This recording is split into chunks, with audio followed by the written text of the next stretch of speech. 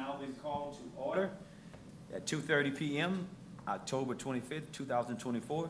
We will have the invocation by myself, and we have a pledge by Mr. Craig. May we all bow our heads, please. Heavenly Father, we come this evening in the most humble and gracious way we know how, giving thanks upon all the many blessings that you have bestowed upon us as your Christian people. We ask a special blessing upon this state, this parish, this city, and we ask a special blessing upon these commissioners, Father, that we can make the decisions that will be for the benefit of the people in which we serve. We ask all these blessings in your Son named Jesus. Amen. Amen. I pledge allegiance to the flag of the United States of America and to the republic for which it stands, one nation, under God, indivisible, with liberty and justice for all.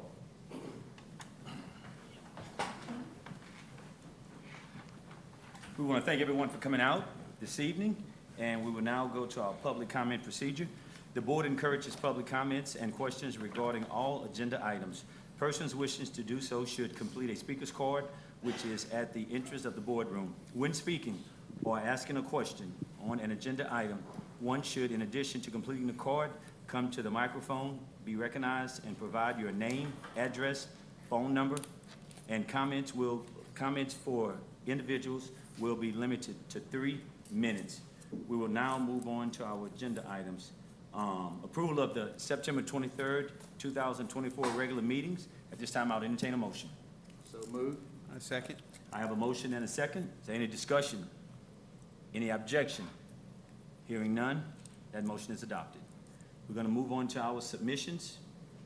Submission 2024-042, authorizing the district to amend the professional service agreement with CSRS Disaster Recovery Management. Mr. Self. Yes, Mr. President. Staff requests the Board of Commissioners to authorize the Executive Director to amend the professional services agreement with CSRS Disaster Recovery Management for hurricane recovery and grant management services associated with Hurricanes Laura and Delta. You previously approved this year an extension of an addition to the dollar amount on their contract.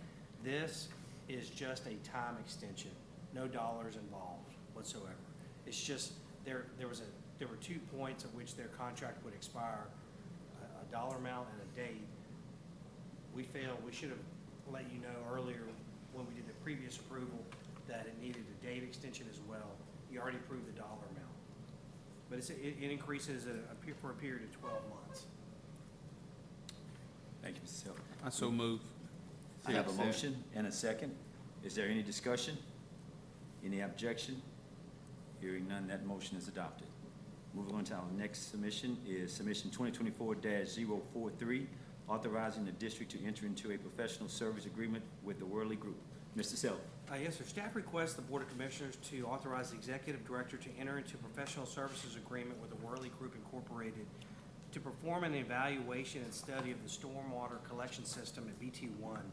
This relates to, we have something, we call it the environmental pit, but this is really, it's a stormwater collection system that we have. So as it rains, anything that's on the ground, primarily petroleum coke, flows into the environmental pit or the stormwater retention area. We need to do, and it works unless it really, there's a very heavy rain and it can't catch up. Essentially what happens when petroleum coke and the rain hit the pond, the pet coke settles down at the bottom and then we're able to remove the water. But when it rains very heavily, we can't, the petroleum coke doesn't have time to settle at the bottom. So we would like to hire Worley to do a study to help us do a better job at maintaining that stormwater retention. Is there any We questions? we received three quotes, Sims, Providence, and Worley, and we're recommending Worley. Any questions by the commission? President, I move adoption of 2024-043. I have a motion Second. and a second. Is there any discussion? Any objection? Hearing none, that motion is adopted. Moving on to the next submission, submission 2024-044, accepting the lowest responsive bid. Mr. Self. Yes, sir. Staff requests the Board of Commissioners to accept the lowest responsive bid from Komatsu for the procurement of a 2024 Joy Stamler RF5Q reclaim feeder maintenance platform, controller, and enclosure platform for BT1. This is essentially a a reclaimer where we push petroleum coke using a dozer into this piece of equipment, and it carries it using a drag chain to our conveying system, which then gets conveyed to the ship loader to load the pet coke. It's obviously a vital piece of equipment for what we do. BT1 is by far our most profitable, highest revenue generating terminal, and this is a vital piece of that equipment. It's budgeted at $700,000, and when we received the bids, Komatsu was $753,000. So it's a very small amount that was not budgeted. Were they the only bidder, Ricky? Yes, Okay. we received one bid and opened it on October 4th. Is there any other questions by the commissioners? I move to approve I have a motion. 2024-04. I have one question. I have a question by Mr. Thomas. So this was the only bid. Is this satisfactory for the needs? I mean, will it meet the needs? I'm gonna ask Nick. Yes, sir. It meets the specification requirements. And it's in line with, we actually bid one last year at this time as well, and they're very similar prices, so similar to the previous bid. I'll second. Okay, thank you, Mr. Tom. I have a motion and a second. Is there any discussion? Any objection? Hearing none, that motion is adopted. Moving on to our next submission, submission 2024-045, authorizing the executive director to increase the engineering services fee for the reconstruction of Shed 7 at City Docks with Myers and Associates. Mr. Self. Yes, sir. This one relates to adjusting the engineering fee on Shed 7 reconstruction project.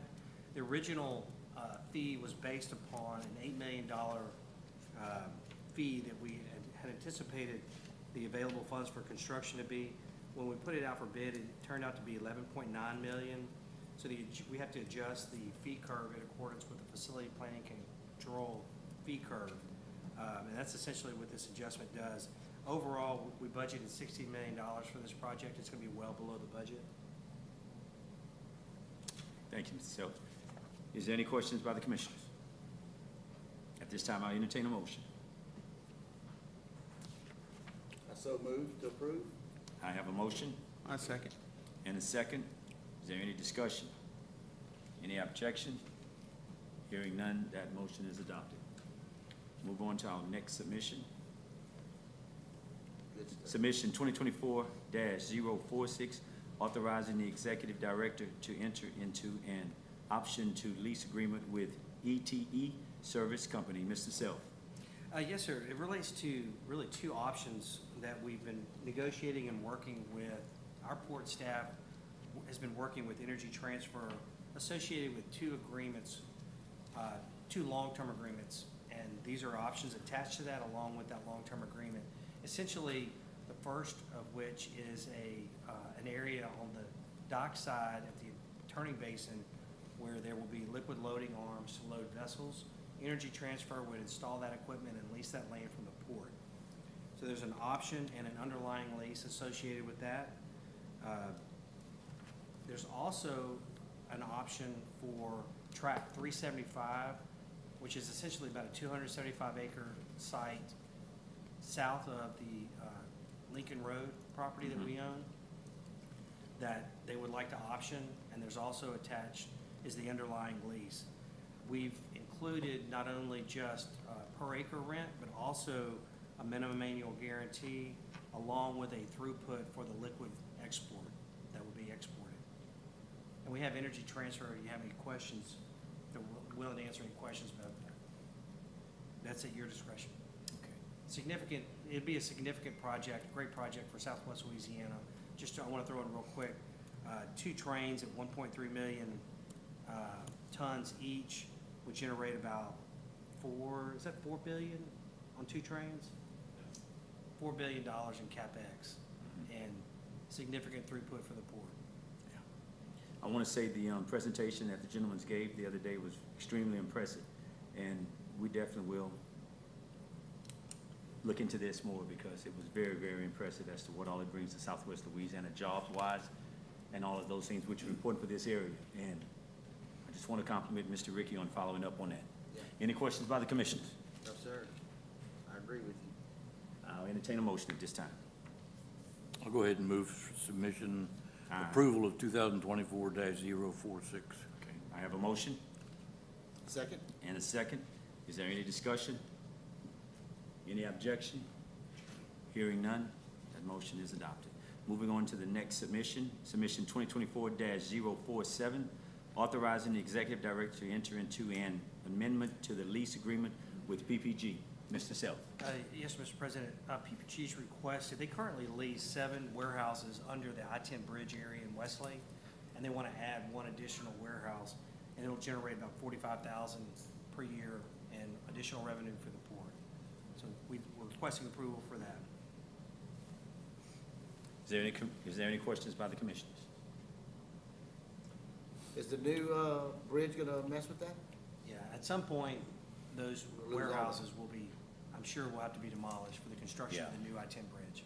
We haven't been approached yet about the transfer of Buying those it. property rights yet. Once that happens, we've let PPG know, and they're obviously aware of it as well, that at some point, that bridge will require the demolition of those warehouses. Yeah. Okay.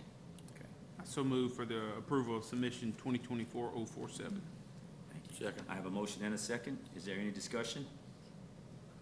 Any objection? Hearing none, that item is adopted. Moving on to submission 2024-048, approving of a third supplemental resolution, supplementing and amending the general bond resolution. Mr. Self. Yes, Mr. President, as you well know, we went through the process of refunding our 2013 bond issue. It was original bond issue was about $39.6 million. We went through the process of refunding that bond issue. We're able to take advantage of a lower interest rate environment and a good credit rating for the Port of Lake Charles. Overall, we generated about $2.6 million in net savings for the port. That equates to a cash savings of $20,000 per month. So for the life of these bonds, we saved $20,000 by going through this process. And we have Matt Kern with Jones Walker, our bond attorney, and we have Sean Toops as well as our financial advisor here, if you have any questions related to that. Just Sounds want to say really good. thank you. Yes. All right. This time I'll entertain a Mr. motion. President, I'll move for approval of 2024-048. I have a motion Second. and a second. Is there any discussion? Thank Any y'all very much objection? for doing that. I know it wasn't a guess, so I appreciate that, being on top of the market that way. And that submission will pass. We will now move on to our briefing notes. Our first one is the Executive Director Quarterly Expense Briefing. Mr. Self. Yes, sir. Each quarter, I submit to you the prior 3 months' monthly expenses. The single largest item was in August when we hosted a reception for a group that it was attending here in Lake Charles. Other than that, I'm happy to answer any questions if you have anything. That was a very good meeting. I thought it was well received. It was perfect timing with the new logo. It was- you Yeah, did a great so job. too. Thank you. Y'all did not embarrass us, so we appreciate that. Very good, Mr. Self. Is there any other questions? All right, we'll move on to our September 2024 financial briefing notes. Cameron. Yes, sir. For the month of September, we generated revenues of $4.7 million, which was favorable about $1.5 million. We had a very strong month for petroleum coke this month. We got the new loader going, so we saw a lot of petroleum coke moving this month. Expenses were $2.8 million, which was only unfavorable about $200,000 due to a reimbursable hurricane-related expense. In this month, operating expenses were significantly approved with that loader online, so that's good news for the months going forward. Non-operating revenues were $500,000, favorable about also $500,000 just due to the timing of the Port Wonder project that we actually made earlier in the year. Cash flow was $2.3 million, so very healthy cash flow this month.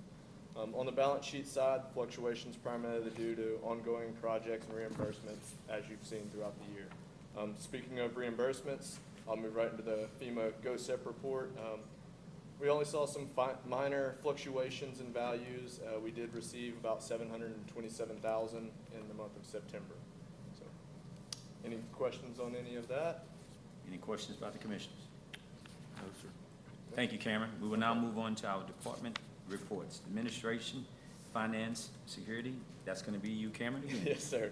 Over the past couple months, we've been having many meetings with members of Gallagher as well as underwriting companies to provide them with updates, information on our rebuilding and our properties, all that, to help ensure that our property insurance renewal goes well, obviously hoping for a decrease in premium. Any Just one questions? thing I want to add related to Cameron, that the month of September financial results, that revenue was the single largest revenue for 1 month in the history of the port. Cameron, you didn't mention that, man? Yeah. Wait a Breeze minute. right over. Sorry. Cameron, how could you leave that out, man? I've got a bad habit of like stepping on what he's No, gonna say, you- and I wasn't- so that I'll wait. Now, wasn't- he done passed it over. You gave him that choice to touch. Come on, Give me Cameron, opportunity. man, how I'll could let you you have leave that. that out, Cameron? You could have said you was responsible for that, man. That's right. Great job, though, Back in guys. the day, Great that'd have been job. the headline in the American press. Great job. Ricky and And the look, staff. I only went Great back, job. what, 12, 15 years, so I think that's revenue, Sure.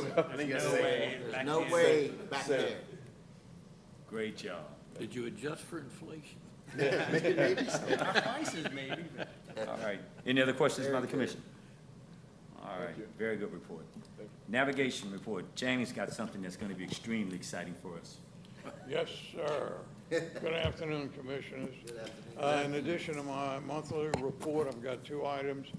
I've been updating you on the wheeler, dredge wheeler, Core-owned dredge wheeler, that has been working on the capture ship channel. She was expected to complete 2 dredging cycles. She's completed a 3rd, and she's scheduled to complete a 4th. She does such a good job out here. That's why the Corps keeps her here. That's why the pilots like to see her. She's currently docked at City Docks, scheduled to leave on the 29th. She'll do a 2-week cycle on the Bar Channel and then go back to New Orleans. The reason we were able to get her as much as we have this year is because of the low water on the Mississippi River. So they've been able to let the wheeler come over here. The other thing I want to mention is the Rice's whales are back in the news again. And I'm going to bring everybody up with a little background. National Wildlife and Fisheries Service, which is a division of NOAA, National Oceanic and Atmospheric Administration, issued some guidelines to protect the Rice's whale, which they considered to be an endangered species. This was done as a result of a suit by a number of environmental groups to force NIMS to do this. The regulations were issued. There's been a lot of objection to those regulations, but according to the judge's original order, the regulations had to be issued by December 20th, and NIMS can't do that. They don't have the personnel. I think they've got like 7,000 pages of comments. It's some ridiculous number, and they just couldn't process all that. So they've gone to the court, and the court has given them until May 21st of 2025 to reissue these regulations. So a couple of things are on the horizon. A, the reissuance of those regulations. B, there could be a change in administration, and the appetite for regulations like this could change completely. C, the House version of the appropriations bill contains language preventing NOAA from doing any work on these regulations. So if that language is included in the final bill, then despite the judge's order, NOAA will not have any money to be able to spend on continuing the process of these regulations. So my crystal ball is broken. I expect everybody else's. We're not exactly sure where this is going, but this is what the status is as of today. Could change at the next board meeting. Can you tell us what that creature is? Which, The the little Rice's whale? whale, it is a whale that lives in the Gulf of Mexico that is allegedly a subspecies of the Brodus whale, which lives everywhere. But because this species is confined to the Gulf of Mexico, and as I understand the science report, it's got one bone different than the Brodus whale. It has been declared its own special species. Depending on who's counting, there's between 50 and 100 of these creatures in the Gulf of Mexico, so that makes them endangered. And the ship traffic is the problem? Ship, oil exploration, wind farms, all of this is a problem. I mean, they even tried to restrict just fishing boat speed. Fishing boats, charter boats, anything over 65 feet will be affected by these regulations. And what these regulations do, just to give you a little bit more detail, if you imagine the map of the Gulf, Brownsville is over here, the Keys are here. The Rice's whale habitat goes from about Tampa all the way over to Brownsville. So under these regulations, you can now transfer that area at night, and you can't go more than 10 miles an hour when you do transit, and a whole bunch of other stuff. About 50% of U.S. exports move through Gulf ports. There's two entrances to the Gulf of Mexico. One is the Straits of Florida, the other is the Straits of Yucatan. You cannot get to any of the Gulf ports without going through the restricted area for the Rice's whale. Now, personally, and I'm not a scientist, I think the science is flawed. I think the process is flawed. NOAA did not do an environmental impact study, because if they do, they're going to find out that this is going to be a horrendous impact on the U.S. economy. Again, I go back to 50% of our exports going through the Gulf. Wow. Any other questions? Yeah, Channing, I have one. Who monitors this for us, for where these whales are, where their habitat? Channing does. Who monitors this? I mean, is there anybody that can specifically say that these whales are actually in these geographical areas? Mr. Guidry, sir? It wasn't until 2 years ago that I knew there was Such a whales in the Gulf of Mexico. I'm gonna let that one go. I don't know. Do some research. There's been one dead whale of this alleged subspecies that's washed up on the beach. That's what they did what is it, anacrum? Necropsy. Say it again? Necropsy. Necropsy. Thank you. You have On, and that's when they discovered the extra bone. So, according to what I read, I could be 4%, I could have 4% Neanderthal DNA, so I may be a separate species. I 'Cause think some you of did a you great only job have on the 1%. report, Chan. Thank you. You did a great job. Thank you. Thank you, Appreciate sir. it. Any questions by the commissioners? We'll now move on to operations. Mr. Todd. Yes, sir. Recently at City Docks, we've had one aluminum hydrate ship, about 24,000. We've had two lumber shipments totaling about 18,000 cubic meters, and one liquid sodium hydrosulfide shipment. On the schedule right now, we've got 3 barges of hydrate and 1 lumber shipment for 10,000. I did have a meeting yesterday with a lumber supplier named Benderholtz, and they're anticipating sending about 45,000 cubic meters of lumber between now and end of the year. They've got a big contract with Home Depot and Lowe's that's starting next year, and they're wanting to get an inventory established. It could end up meaning that the port will be receiving about a ship a month, 10 to 15,000 cubic meters of lumber. So it's a big deal for the port. So, Any other questions by the commissioners? The only question I have is the road situation out here creating any issues for these trucks? That's a good question. yes, you know, it is. I mean, is it manageable? They're managing as best they can.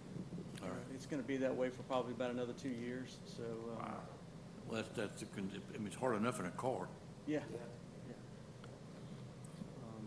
What about, Todd, for the residents? I mean, are we getting any complaints or anything that's coming back to us as a board as for I what's? haven't received any, but they probably wouldn't call me. Yeah, I'll speak up on that one. Yes, sir. We have got some, yeah, we've got yeah. some complaints, but yes, for the most part, it's, we've directed to the contractor who's in charge of maintaining Good. traffic.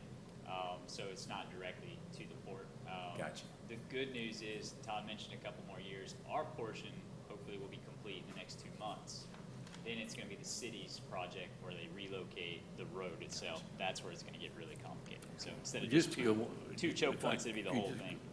But Todd, if I just come back to you real quick, is this having any impact on whether ships are coming in? No, sir. Good. The only impact that it may have is I've been in contact with a supplier that wants to bring in some project cargo, and they are a bit concerned if they bring it here, or maybe we may end up taking it down to the turning basin instead. It's because of it's big pieces, and they're concerned that they won't be able to get them out of the port. So we're looking at maybe putting them down at the turning basin instead. But the good news is we'd still get it. It would just be at the industrial canal instead of city docks. Thank you. Thank you. Nick, I didn't mean to cut you off. That's a good No. question. That's good. All right, this time we'll move on to cargo trade and development. Mr. Yes. Grachan. Yes, Mr. President. Last week, Todd and I attended the Breakbulk Conference in Houston, and we were able to meet with one of our larger lumber carriers. They bring lumber in from Europe, and they were expressed their satisfaction with the work in Lake Charles. I would like to acknowledge Logistech for all the good work they do, and they committed to extending their contract for an additional 2 more years into 2026. And to add on what Todd talked about with Binderholtz, they're the largest lumber importer in the U.S. from Europe. They plan to consolidate from 9 to 3 ports this year. And we found out yesterday that we are one of the 3 ports, and we're the only U.S. Gulf port that's going to be handling their cargo. And so, and with their 45,000 tons between now and the end of the year, they've only sent 14,000 the entire year. So that's a lot of cargo between the last 2 months. And with the USAID contract that we awarded last month with the 30,000 tons of rice, we're going to be very active and busy the last 2 months of the year. Be happy to answer any questions. Wow. All positive stuff.